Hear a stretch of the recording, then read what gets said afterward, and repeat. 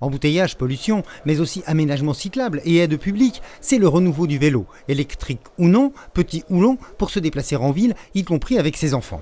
Le salon Vélo in Paris offrait l'occasion de voir les 1000 façons de pédaler et de véhiculer les enfants. Je vais vous présenter le porte-bébé arrière, qui est le porte-bébé le plus utilisé, soit fixé directement sur le cadre d'un vélo, soit sur le porte-bagages. On supporte un enfant entre 9 mois et 25 kg. La norme va vous contraindre à avoir un produit qui a au moins 3 points d'attache au niveau du harnais. Le modèle que vous voyez ici, on a 5, de manière à être encore un peu plus en sécurité. Et ces pieds sont dans des étriers, de manière à ce qu'ils ne gigotent pas trop et que le cycliste ne soit pas gêné par les pieds de l'enfant. On peut aussi porter l'enfant devant. Et là, la limite de poids maximum, ce sera 15 kg. Beaucoup plus sympathique pour l'enfant. La petite bulle permet de filtrer la lumière. Et d'éviter les lunettes solaires. Retour à l'arrière. Là, on n'est plus dans les normes porte-bébé. On n'a plus besoin de harnais, de 3 points, de fixation. Là, on va avoir des enfants plus grands, de 30 kg. Il y a un dossier ou pas. Le harnais, on le met ou on ne le met pas. Mais avec ça, on peut amener son petit en primaire très facilement. Jusqu'à 12 ans, l'enfant doit avoir son casque. Mais donc 12 ans, il sera largement plus avec vous et il sera sur son propre vélo ensuite. S'il a eu les bonnes habitudes de circuler à vélo, j'espère qu'il les gardera et qu'il sera ensuite sur son propre vélo. Toujours à l'arrière, mais sur un cargo.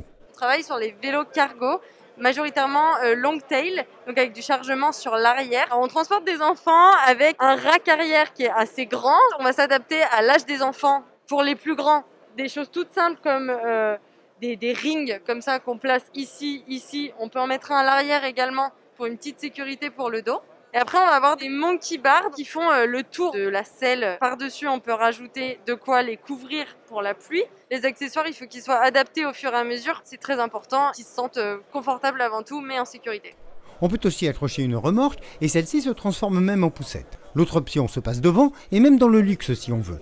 On a la possibilité sur un vélo cargo avec un chargement à l'avant d'avoir jusqu'à 4 enfants, jusqu'à 100 kg. On a des ceintures de sécurité 3 points avec une boucle magnétique. Là aujourd'hui nous proposons des solutions où on peut mettre soit 4 enfants devant, soit 2 enfants derrière. C'est l'un ou l'autre. Adbike propose aussi une solution qui se clipse sur n'importe quel vélo et le transforme en triporteur pour embarquer un enfant à l'avant. Évidemment, en vélo, petit ou grand, faut être prudent. Quelques conseils ?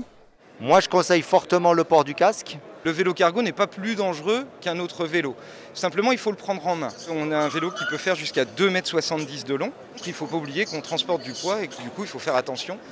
Le seul conseil qu'on donne, c'est déjà de l'utiliser sans enfant, de regarder loin devant parce qu'on ne voit pas la roue avant sur un vélo à chargement avant, et puis d'avoir une conduite responsable et en suivant la réglementation du code de la route. D'être prudent et de faire très attention aux portières qui s'ouvrent et aux voitures garées, par exemple. Soyons courtois et partageons notre route. Ça, c'est sage.